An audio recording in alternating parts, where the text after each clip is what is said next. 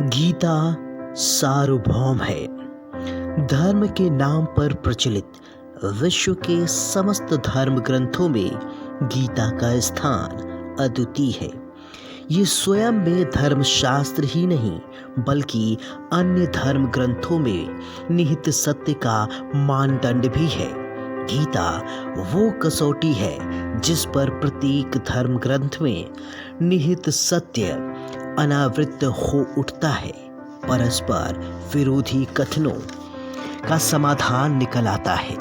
प्रत्येक धर्म ग्रंथ में संसार में जीने खाने की कला और कर्म कांडों का बाहुल्य है। जीवन को आकर्षक बनाने के लिए उन्हें करने तथा न करने के रोचक और भयानक वर्णनों से गर्भ में देश काल और परिस्थितियों के अनुसार परिवर्तन स्वाभाविक है। धर्म के नाम पर समाज में कलह का यही एकमात्र कारण है।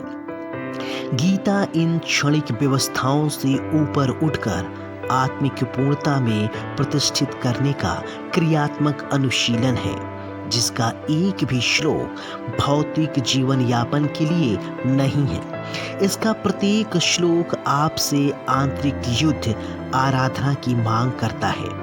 तथा कथित धर्म ग्रंथों की भांति ये आपको स्वर्ग या नरक के द्वंद्व में फंसाकर नहीं छोड़ता, बल्कि उस अमृत की उपलब्धि कराता है जिसके पीछे जन्म मृत्यु का बंधन नहीं रह जाता। प्रत्येक महापुरुष की अपनी शैली और कुछ अपने विशिष्ट शब्द होते हैं। योगेश्वर श्री कृष्ण ने भी गीता में कर्म, यज्ञ, वर्ण संकर, युद्ध, क्षेत्र, ज्ञान इत्यादि शब्दों पर बार बार बल दिया है।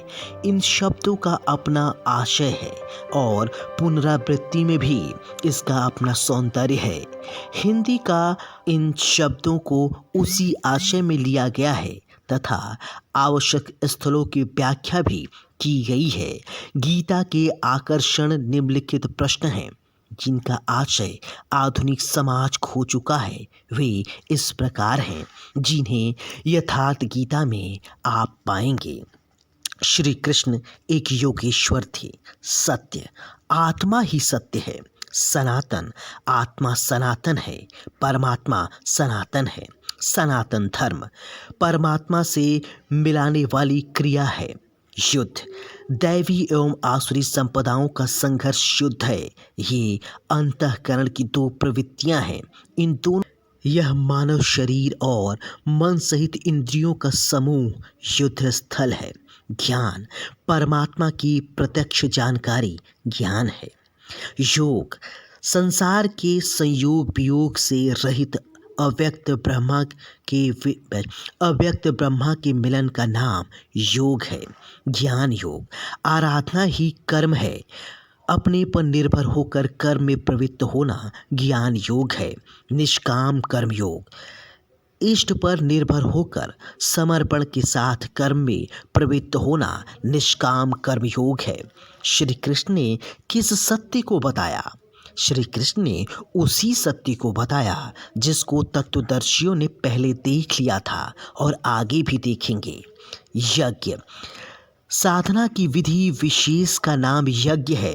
कर्म, यज्ञ को कार्य रूप देना ही कर्म है। वर्ण, आराधना की एक ही विधि जिसका नाम कर्म है, जिसको 4 श्रेणियों में बांटा है।